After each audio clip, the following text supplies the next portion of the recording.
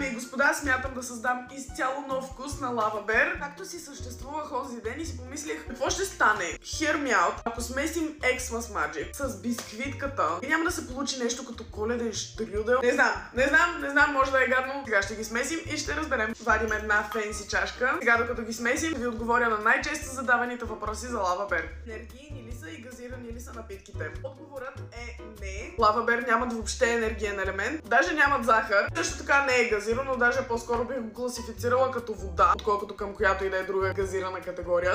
Има ли някакъв вид кофеин в тази напитка? Няма капка кофеин и е напълно подходяща за деца от всяка възраст. Моля те, поне ти ми кажи от кой магазин да си поръчам. О, как рязко замириса на Коледа. Може да си поръчаш новите коледни лимитирани вкусове на Лава Бер БГ. Може да си поръчаш всеки вкус от там. Това се получи много странно. Всъщност не мирише зле.